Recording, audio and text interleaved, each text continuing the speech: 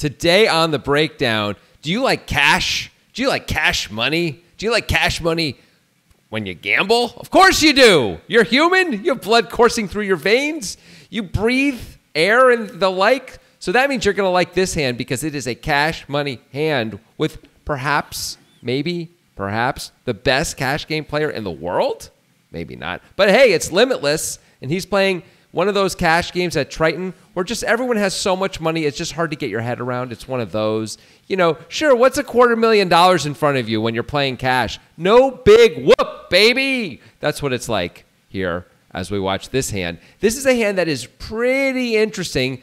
Limitless is going to be playing against Andy Nee, who's someone I had never heard of before. But since his last name sounds exactly like a body part, I'm in. I'm on the Andy Nee train for sure. And Grant is smiling, and that's the whole point of these openings is can we get him to break even a little bit? We've done it. I feel like we're out. I'm ready to move on to the breakdown with Grant Dennison and Jonathan Levy.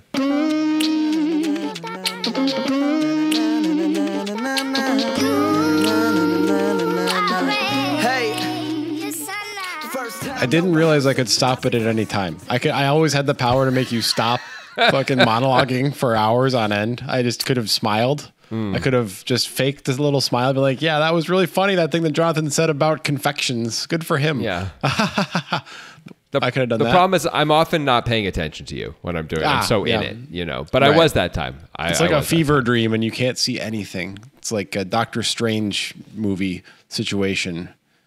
You know what it's like when you're on meth and then you like take some mushrooms? It's like that, except you're more out of control. Right. That's that's why you do this podcast. So you can get that high, man, that opening high. The meth just doesn't do it for me anymore. Yeah. It's diminishing returns. You know, at some point you chase the dragon for too long and the dragon eventually turns to dust. Right. Wow. Yeah. That is powerful stuff. I know it is. I know. I just keep this shit for free for me. And sometimes I let the world hear it, you know? That's just how it goes. Yeah. Even that was a great line. Thank you. I think it's kind of messed up. I just want to pivot to how you have now alienated a lot of the listeners in that you're assuming that they all are humans with blood. Like, what if they're a bloodless human? What if they're not a human? What if they're a bloodless non-human? Yeah. That's 3 different types of Venn diagram categories that you just totally alienated. And you might have voided some sort of morality clause somewhere. Which is really on the mind these days. Yeah. By the way, morality clauses and getting in trouble with them. Yeah. Right? Top of the old ticker up here. I mean, when I order coffee, I make sure I order it in a way that will not void my morality clause. Right. You don't want to do it. I mean, they come after you. They do. Is what you've learned. It's been tough, man. I know, dude. And I want you to know that I quietly support you. And what that means is I will never publicly support you because I don't want to be associated with... Well, it's different. No one's listening to this. Right. I would never publicly support you just because I wouldn't want to be associated with you or all of your actions. Right. Because I don't want to get in trouble. But I do quietly support you in a way that, like, you'll never hear me say it, even privately. You'll never see me again. But just know, from far, far away... quietly, I'm there for you in whatever way you need. Yep. If all you need is, nothing, essentially. I feel, except I feel like it's important and there's substance there. I feel supported. Right. That's what matters. Thank you. I'll be at the courthouse tomorrow defending myself from ordering coffee con crema instead of with cream. I mean... Yeah, I shouldn't have done that. Can't appropriate that stuff, man. I can't do it. You know where you live, Portland, Oregon. You can't do that. I can't do it. Crazy. But it's fine. You did it, and I don't know what's going to happen. I probably couldn't have a name like Phineas Dickman here, which is who suggested this hand. Phineas Dickman, who, by the way, on our last podcast, that Phineas Dickman suggested a hand anyway. So it's like 2 podcasts ago, whatever it was.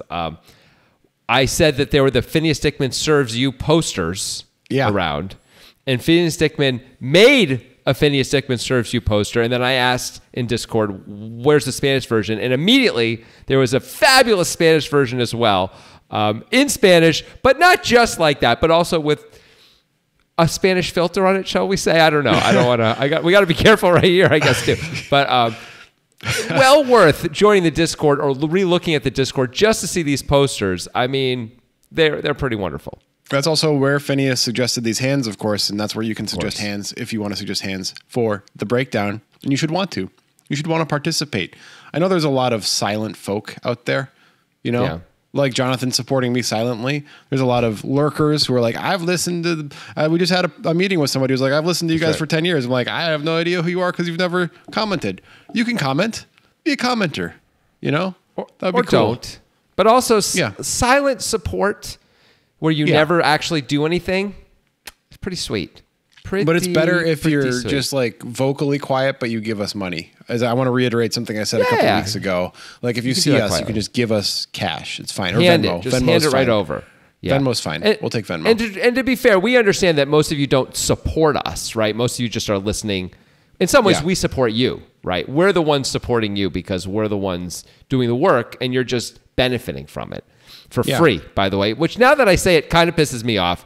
You should be sending us money. What do we have to do to make? I mean, come on. What is John? What the hell from is Columbus? John from Columbus, Ohio, who is currently driving to work. What the fuck, man? Like, I mean, I hope there's one of you. I hope there's a John from Columbus, Ohio, currently driving to work as you said that, because that'll seep right into his soul. You know, he'll give us $5. Yeah, every month in perpetuity.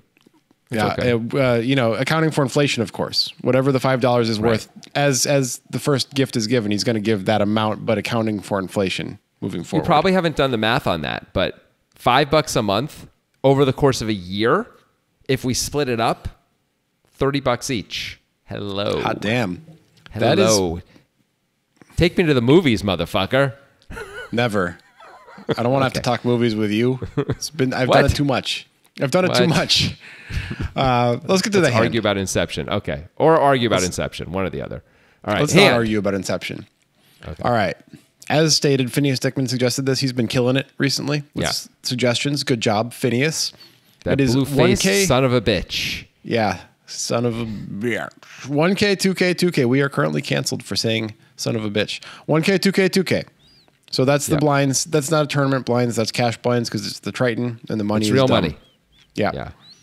Andy Nee, who has been featured on this show before, playing against Patrick Antonius, getting rocked and wrecked by Patrick Antonius. You know what hand I'm talking about, Jonathan. It's pretty recent. No, don't remember. Nee had kings, Antonius. Oh, shit. I do remember. Yeah, he got rocked and wrecked. But Patrick just played really well. What are you going to do? Yeah. Everybody's going to get rocked and wrecked by Patrick Antonius sometimes. That's just how it goes. So Andy Nee's just going to continue trying to play against the best players in the world. And in this hand, he ends up against Limitless, who by most people's standards of poker greatness probably is not in the same realm as Patrick Antonius. But those in the know might say, what are you talking about, man? Limitless is the guy. You know? He's the guy. I mean, meaning he's good. Andy Nee has 284K. He's going to be the effective stack in this hand. Mm-hmm. He's got 2 threes, and he's +1, 3 of spades, 3 of diamonds. He makes it 5K. Limitless does something that, honestly, I'm wondering if I should be doing, which is, hold on a sec. Did I get this wrong? I think I wrote it down wrong because suited makes so much more sense. But he calls with Jack 10 offsuit on the button. Yeah, I think he's offsuit. He must be, because I remember it being offsuit. Yeah, Jack of spades, 10 of diamonds. That's what it is. Mm-hmm. I just wrote it down wrong. So yeah, is this a call that you make, Jonathan? Limitless covers Andy Nee. He's got 423K. Where does Andy Nee opening from again? +1. +1. And we're full ring here? 9-handed type of thing? 8-handed? I think so. 7 or 8 or 9. Yeah, okay.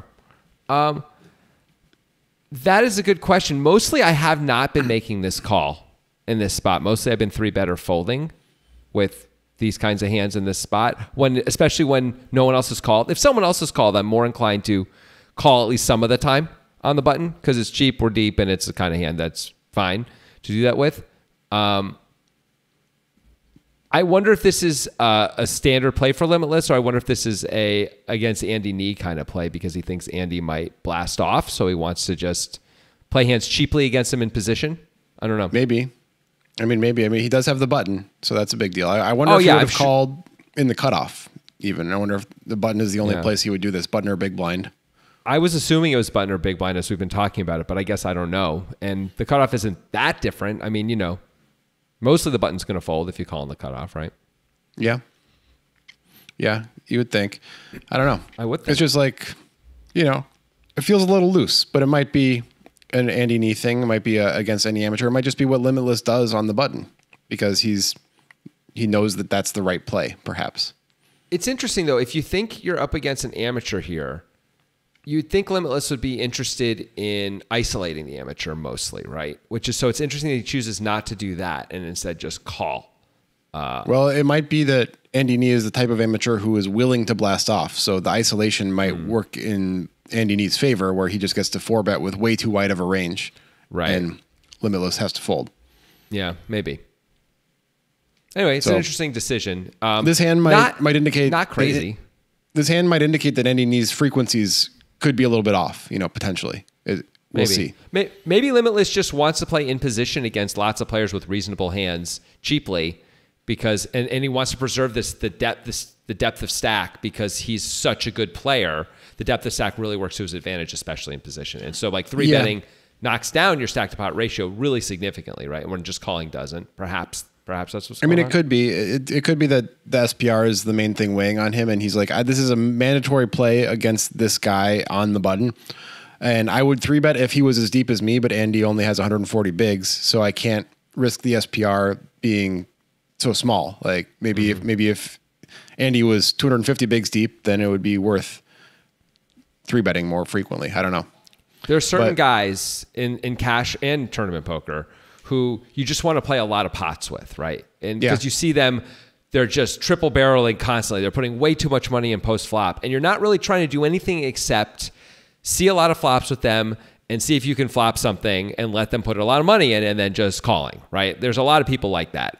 A lot is obviously, some percentage of the 5%, 4% of the population, 3% of the population is like that. When you have one of those players, you might really change your strategy pretty dramatically to not worry about isolating so much and just be trying to see a million flops with them. Yeah. I mean, I used to play tournaments with this one guy who literally every hand he opened, he went pot, pot, shove on flop, turn, and river. So I would call 100% of hands out of the big blind when he opened my big blind and just like use distribution. And I busted him out of so many tournaments because he never adjusted. He just went pot, pot, shove every single time. I mean, I remember playing in one of the tournaments at Pendleton that you and I used to go to, and there's this guy who I named Shovey McBlind. I remember that. Yeah. Because what he did was he would raise pre-flop. It didn't matter how many callers we had. This is in level 1 and level 2 of this tournament, to be clear. And we start deep. You start like 300 blinds deep or something in these tournaments. And he would just shove every flop 100% of the time if he had pre-flop raised. 100%. So I was like, okay, time to see a million flops with this guy. Call 3 blinds pre, fold a lot on the flop. All we got to do is hit it once, And it got to the point where he would shove the flop and I'd have 4-7 suited and I had flopped a 4 and I'm like, can I call here? I don't know. Is this a call? I'm like, I guess I can do better, But like that's the kind of decisions I was having to make against this guy, as he shoves 100 times the pot or something, 75 times the pot on the flop. And this conversation has gotten to be a little bit disrespectful to Andy Nee. We don't mean that Andy Nee is exactly this guy. Of course. We're just wondering. We went down a path. We went down a path. Yeah. Yeah, Andy Nee. We're not saying this is you. We're just speculating. If you are this type of player, this might be an adjustment Walter's making against you. We can just call him Limitless. It's easier. We don't have to try to say Eastern Europe. Vilanowski. We don't have to try to say Eastern European names, man. That's not our strong suit. That's not our strong suit, especially yours. So we'll stick with Limitless. He's Polish, I think. So we'll just imagine that his name... Yeah, pretty sure. I'm like 48% sure. It definitely has the majority of the pie, but it is not the majority of the pie. It definitely has the highest percentage of the pie, but not the majority of the pie. Polish. Great. Yeah. So Limitless calls with Jack 10 off on the button. Okay. Here we go. The pot is 15K because the blinds both fold, and there's a big blind ante. The flop is amazing for Limitless. It is Jack of Hearts, 5 of Spades, 10 of Clubs. He flops top 2. What a deal. Yeah. So Andy is a bad flop for 3s. Obviously, he's just looking to flop a set, but this is also just a board that connects with Limitless frequently enough that a c-bet is not going to get through that often. No, really, really rarely, actually, I would say, on the button calling range here. We could maybe get like pocket 4s to fold, maybe. I don't even know if we can get pocket 4s to fold, honestly. We probably can because Limitless has, like we said, so many hands he can call with that are better to call with than pocket 4s. Yeah, like he'd rather have 7-9, right? So it's... Yeah. We can probably get pocket 4s to fold, but who cares? Because we can't get many other things to fold. The one good thing Andy has going for him is that it is rainbow. So there's slightly fewer continues than if there was 2 to a suit. Right. But Andy's going to continue anyway. Okay. Is there any justifying the continue? Do you think it's okay to continue? Or based on what we've said here, do you feel like you just have to check some of your range on every board? And this might be part of the range to check on this board. I think this is I think if I agree we should check some of our range on this board out of position to this guy for sure. I think I can at least justify this continue. I don't know that I would do it, but I can justify it compared. I might want to check other parts of my range that have some hope, like that can call a bet at least some of the time. Not all. Obviously, we want to have some check folds too, like a 10, but like a 10, maybe like ace queen. Sometimes we could check. That's an easy check call as well. It would be actually the 10 just feels so basic, but the ace queen, that's an interesting idea to check call with ace queen because nobody's ever going to put you on ace queen checking and calling there. Like most people are continuing ace queen on this board. Yep, I agree. And so at least some of our ace queen in hands like that we should be checking anyway, just to make it harder to play against us, right? Maybe not a huge percentage, but some. So I think I prefer checking ace queen than pocket 3s. At least checking to continue, I should say, right? That's different than pocket 3s. We might just check fold. Well, yeah, that's what I was advocating. I wasn't saying we should check call. I was saying we could check and hope for a check back in a turn 3. You know, like that's the dream scenario, obviously. But I mean, really, I'm putting it in the check fold range is what I'm doing. Yeah, check fold is not crazy. At the same point, we're heads up, and by betting the thing we've been talking about a lot these days on the show is optionality, and we definitely give ourselves optionality. There's a lot of good turn cards for us, range-wise, not actual hand-wise, but range-wise, that would make it scary, even though I do agree with you, Limitless has a lot of calls right here. That's the reason. And also because we're heads up, so one pair is still good some percentage of the time. The problem is we're just going to bloat this pot out of position because he's rarely folding. And then, how are we supposed to continue on the turn? What's the plan? What plan can we possibly have here besides turn of 3, which is not going to happen very often, right? No, and I think the optionality thing, while it does apply to cash games in many cases, usually later in the hand. I think where that comes from is Sean Winter doing a lot of non-standard bets in tournaments that we see. And in tournaments, most of the tournament hands that we ever do, at least, are at the point of a tournament where every pot is extremely important. So it makes more sense to give yourself a really good price with 3s. And he would bet less than 10 into 15, but of course, tournament's different than cash. But the thing that Sean Winter would do is bet 20% of the pot with hands that we would never bet. And it's to maintain optionality and also give himself a good price to win the hand right there. Whereas in a cash game, there's less than 10 blinds in this pot in a cash game. So who cares about maintaining optionality with 3s on Jack 10-5? It doesn't matter really. Unless we're trying to literally win every pot in a cash game, which is just a recipe for losing. Yeah, it sure is. It sure is. Yeah. The thing is that's weird though. If we're going to just check fold this hand, why are we opening 3s? We're almost never going to, unless we flop a set. Because there's better boards for it. That's there aren't that many good boards for 3s though, right? No, there aren't. But the idea behind playing hands like this is obviously that they have a high rate of return very few times, That's right. And so we don't have to win on Jack 10-5. We just don't. Yeah. We're going to I agree.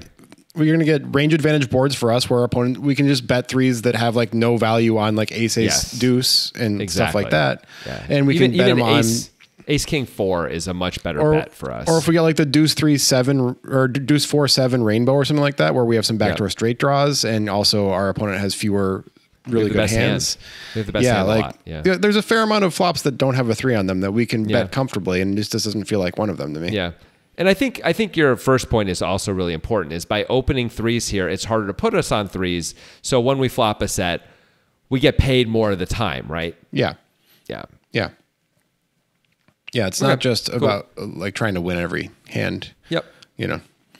Anyway, Andy bets 10K into 15. It seems like we both think that this is more of a check than a bet and just kind of a give up hand. Yeah, I think so. On this board, it's just it's just a tough board, man.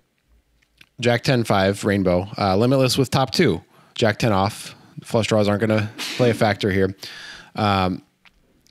He has obviously two routes to go here, calling or raising.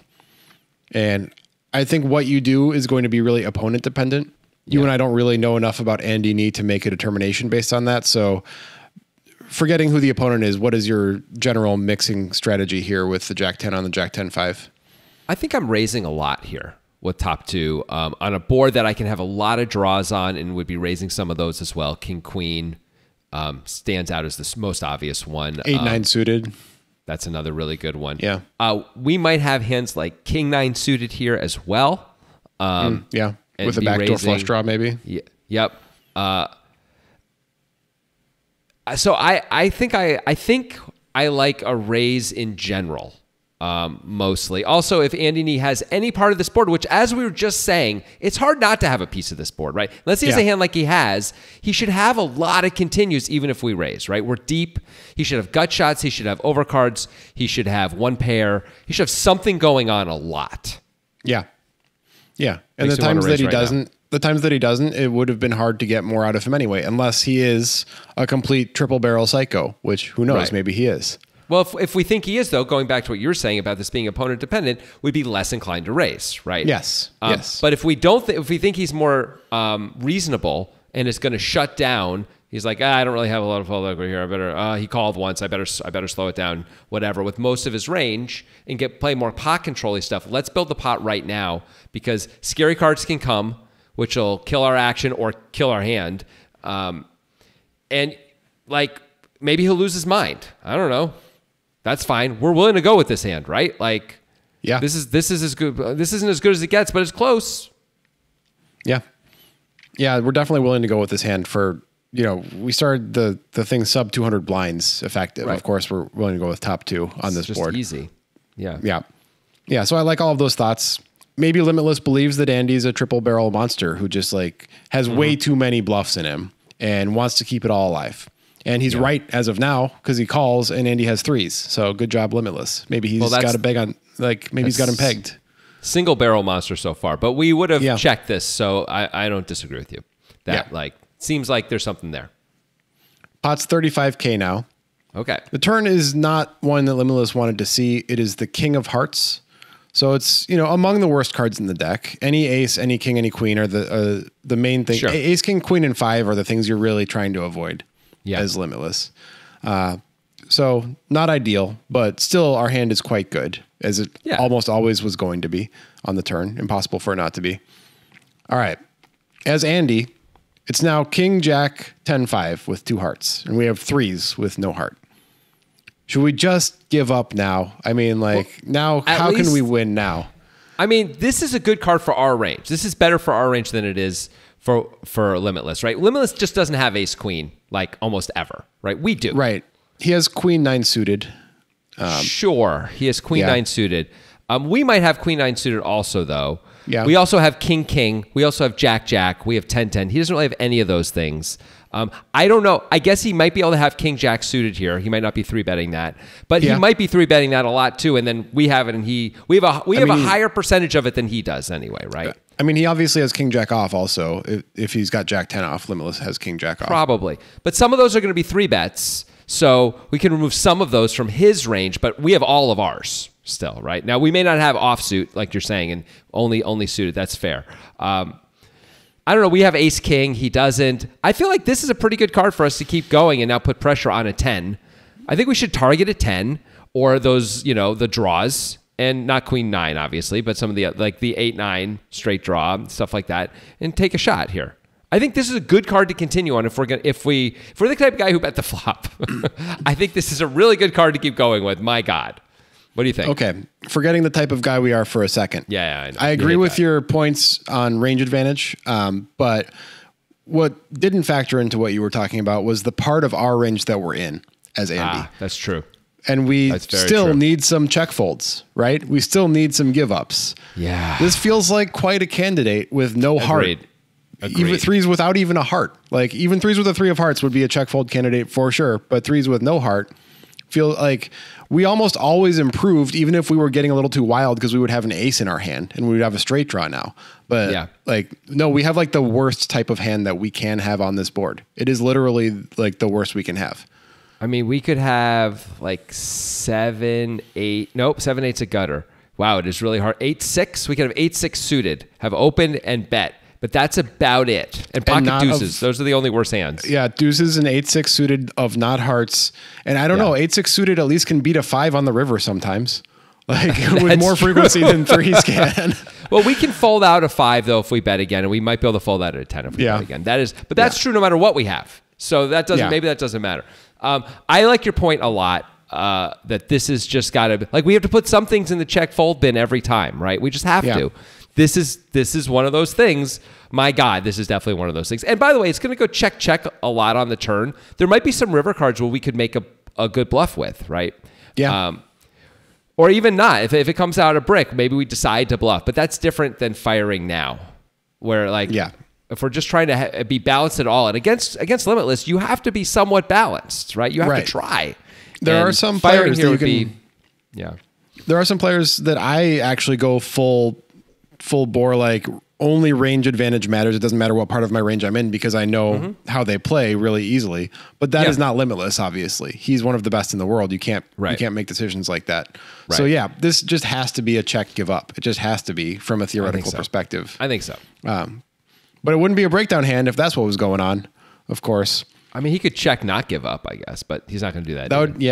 Yeah. Well, he's not going to give up. That's the key part to it. No way. He's going to bet. He's going to bet. And I do understand from the range-based perspective, like, yeah, this should be a scary card for Limitless a lot of the time. The flip side of that coin is like this gives Limitless a lot of continues too, right? Like if he has hands like Queen Jack, he's definitely fine with this card. He's going to continue, you know? So he's a lot of those types of hands. Anyway, Andy goes for it. He bets 24K. And the nice thing for Andy, I guess is nice. I'm not sure if it's nice or not, but will seem nice at least for the moment, is that with Limitless's hand right now, raising would be absurd. And so he's not going to get raised, most likely. I think Limitless probably has no raises on this board. This exact board when Andy goes bet after opening +1. Like literally zero raises. He might have zero. Like even Queen 9. He's probably going to want to have some. He's probably going to want to have some. So he's going to have because he's going to want to have some combo draws, right? Like so, I guess I don't know. Maybe not in position deep where you can't have ace queen and your opponent can. Maybe not. Maybe we actually just call our whole range here that we're continuing with. I don't know. I guess we can do that, but it kind of sucks to flat 8, 9 of hearts. You know, it does. But we do pick up a lot of equity, and we're going to get paid at least some of the time if we hit one of those cards sometimes. Although a queen isn't so great anymore. Yeah, it's not. Yeah, it does sort of suck. But it sucks to raise 8, 9 of hearts and get blown off the hand too. Yes, it does. It really sucks. But I mean, we're only going to get blown off the hand by ace queen, basically. That's correct. Yeah. Well, yeah, because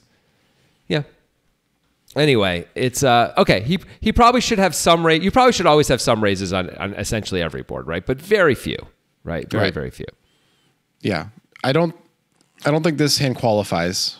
Which like the Jack 10, like somewhat scared 2 pair. This hand makes no sense to raise. I would hate this raise. Yeah, we might scare off ace king if we raise. My God, what a terrible thing that would be. So he does. He does not raise. He calls. The pot is now 83K. We have threes with no heart for Andy Nee on Jack 5, 10 king backdoor hearts. Limitless has Jack 10 unsuited. The river is the 7 of diamonds. So a second straight comes in. 8, 9 gets there. Yep. Andy has 8, 9. Limitless has a little bit less 8-9, but some 8-9, right? Why do you think he has a little bit less? Just because of the 3-betting thing, pre-flop, or something else? Because I think he folds the turn maybe if it's not 8-9 of hearts on this card. Oh, I see. That's fair. Yeah, you're probably. Yeah, I think you're right. Yeah. So that's good for Andy as far as like a reason to bluff. There's one combo of 8-9. Limitless, like maybe has queen 9 suited sometimes, but he's going to raise that some of the time on the turn or the flop. Yeah. So basically, Limitless doesn't have any straights except for 8-9 of hearts, is what it seems like. And Andy has ace queen and 8-9, all combos of ace queen.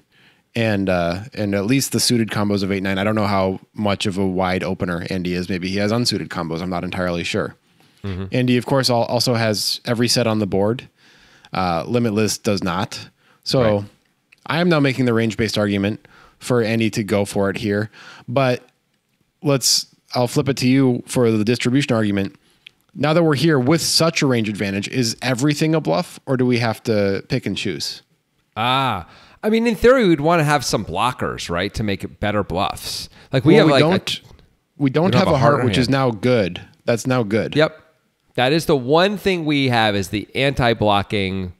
But it's non-heart, right? Exactly. Like, so if we had the 3 of hearts, how much does that really matter? Like he would have to have Limitless would have to have ace 3 of hearts, or maybe 3-4 of hearts, and called the flop, which feels unlikely. Yeah, and. I mean, aren't we beating those hands anyway? Oh, with 3s? Yeah, we're beating both those hands. So we don't need to bluff those hands. Now, maybe we could get bluffed by those hands, but that's a separate conversation, right? So like turning 3s into a bluff against against the few hands that we think are that we block, or unblock or whatever, that we're beating anyway doesn't make any sense. So we shouldn't do that, I think. Okay. So having a non-heart doesn't really matter. Yeah, I agree.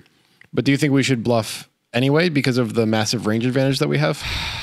I mean, you can make a pretty good case for it. At the same point, God, I'd love to have any kind of a blocker here, right? Any kind would be just wonderful. We are often going to have a blocker of some sort here, right? So often.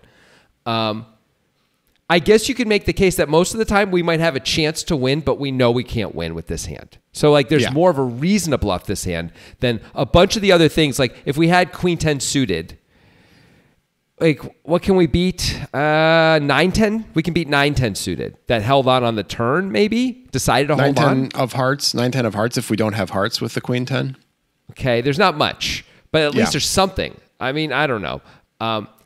I do like this whole notion of, well, we are going to have a lot of value here that we can bet, right? So we want to have some bluffs, and it's going to be hard to find.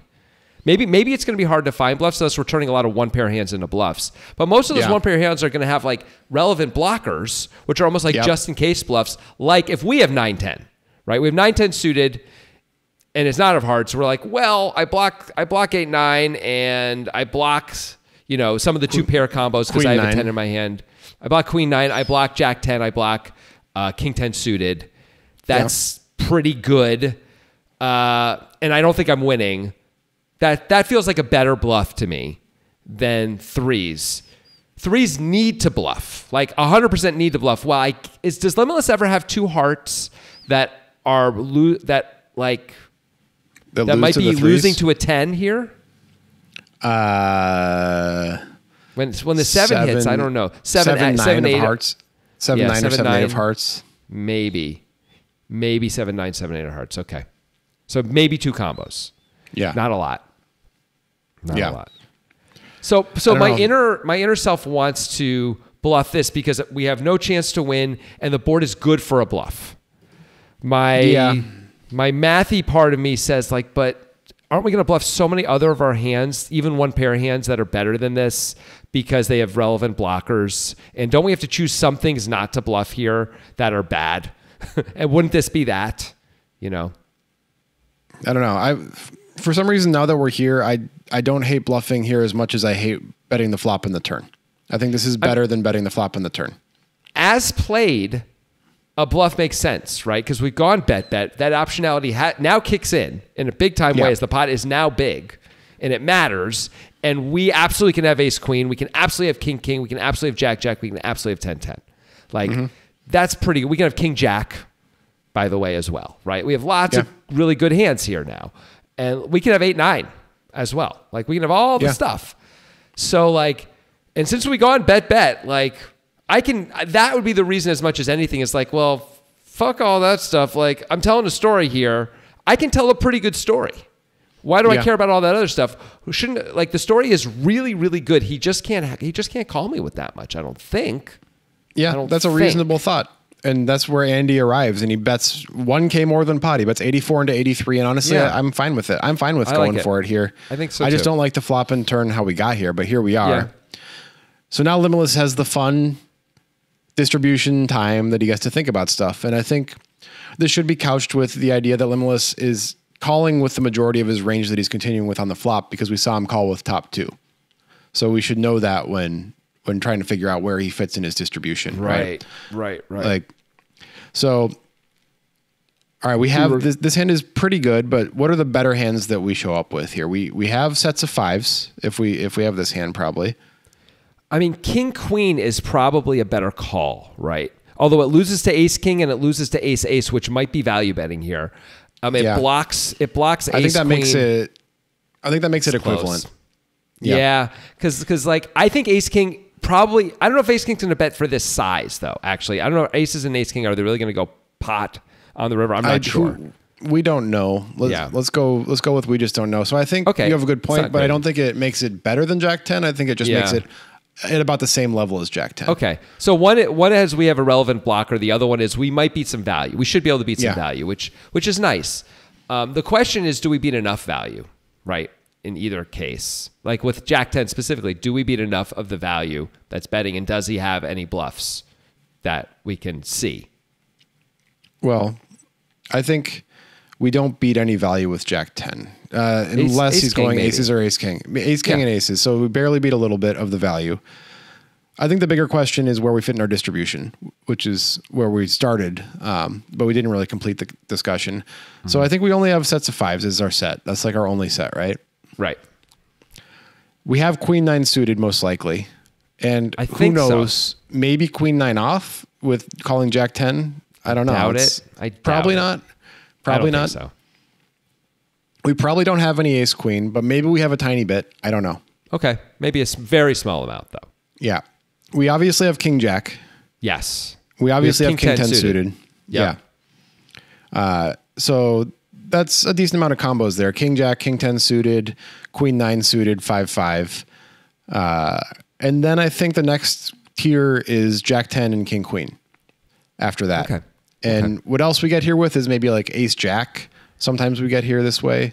Maybe, but I mean Queen 10. Queen 10 we get here this way, most likely. Mm-hmm. Queen Jack.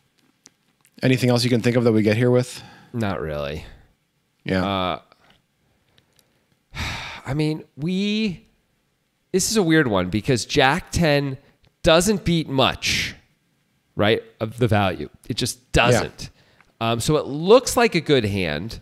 And then the question also becomes like, what are the bluffs? And I don't think we would reasonably put pocket threes in the bluff bucket. Turns out it's there, but we wouldn't be able to do that as Limitless till we see this hand or know this about Andy. Right. So now we're down to just ace X of hearts, like ace 7 of hearts, ace 6 of hearts, which really could have gone bet, and now they're here and are like, well, I block ace queen, I'm going for it, you know? Maybe some queen X of hearts if Andy opens a lot of suited queens. Queen, okay, but like queen 8 of hearts, like that, +1, I guess. Maybe, I don't know why we would think that's pretty wide. I mean, I know Matt Berkey's done it, but like most people don't do that, right? But games. he's a recreational player on Triton, so who knows? It's possible. Okay. It's possible, I guess. The other thing I will say that I do remember is the Patrick Antonius hand. Andy Nee went bet with pocket kings. Right. So he is willing to go for, I wouldn't call it thin value. He really had to bet those pocket kings. That made a lot of sense on that board. That was an easier board to bet an overpair on than this board. I agree. But some people aren't going to do that anyway, right? But he is. Yeah. So I think we have to really believe that ace, king, and aces are at least possible here, right? Where he's like, well, I didn't get raised on the flop or the turn. Like mostly, I mean, he has some 2 pair, but mostly he's got 1 pair. I'm going to see if I can get called by king, queen here. I'm going to bet. You know, have king queen's a pretty good call. You block some of the straights, kind of a thing. It's not crazy. I don't know if he would do it, but it's possible. Yeah, so there we is just don't that. know. So there are some bluffs. There aren't a huge amount of bluffs, is I guess what I'm coming down to, that we can see. If pocket threes is in there, now there's a million bluffs. But okay, if we don't know that, we don't know that, right? So I think I would conclude as Limitless that if I don't know Andy very well, we have to fold. But if I have a lot of history and I think he's over bluffing, then this just has to go in the call bucket. Yeah. If it's the kind of guy who just will, I've seen triple barrel a bunch. I think as soon as we know this about it, if we see this hand, we're just going to have to, put on our big boy suspenders and make some calls here with hands like this and be like, well, I'm definitely losing sometimes, but you got to play sheriff against this guy. And this is the kind of hand where I do have some relevant blockers, by the way. I don't block the straights, but I do block the sets. I block some of the two pairs. It's not meaningless. And I have a good hand, and I might be able to beat some value too. I call, right? Yeah. But I think in a vacuum, without this being that kind of a guy, it's a very reasonable thing to just throw away. Be like, I'm usually beat here, and I don't need to lose $84,000 to see that. Yeah. And Andy gets it through. Limitless winds up folding. And this is, I think, essentially proof that Andy's an unsafe player, that he would take threes and do this with him. That's a good point. I think bet size really matters here. I think if Andy bets half pot or 60% of pot, he's just getting called, right? Because now he's going to base king. Yeah. But the bigger, more polarizing sizing makes it much harder. You're just putting him in a different kind of range than this. And now it's just mostly bluffs and hands that beat us. And it's hard to come up with that many bluffs. So this sucks if you're our guy Limitless. It sucks when somebody uses good sizing against you and you end up changing what you might have done. That happened to me relatively recently in a cash game. Just quick story where I had 2 sevens on the 6, 8, 10 board. And then another 6 came and I was like, it was like, there was like a couple limpers in front of me and I ended up limping and calling a raise. And the 6, 8, 10, 6 deuce. And I was like, oh man, I'm going to check raise this river for sure. Oh, like, I hope he has an overpair. I hope he bets and I'm going to check raise. And I felt so good about it. I was like, there's no way he's going to call. This is going to be amazing. And then he bet like 1.25 pot. And I was like, oh, never mind. I give up. Yeah. And then he showed king 9 suited after I folded. And I was like, damn it. Good sizing, man. Good job. It was too bad. Made me sad. I can only think of a few players who that would even be. I have some guesses. We won't talk about it on air. Anyway, that's cool. That's cool. Yeah. Yep. Anyway, Limitless loses for the first time in his life. It's incredible. He's like, and what's next? What's next going to happen then? I've lost a hand of poker. I hope somebody's with him right now. He'll be okay. He'll be okay. He'll make it. We're silently supporting you, Limitless. Yes, as always. Music is my sunlight, and all I need is one mic, and I can show every single MC how it's done right. Every time I come by, I'm bound to leave them tongue-tied. I'm sipping on liquor, a quitter is what I'm not. We got one life, and I took a minor break, but I'm back to claim the throne. And gonna be traveling the globe, and still have time to make it home. And you gonna meet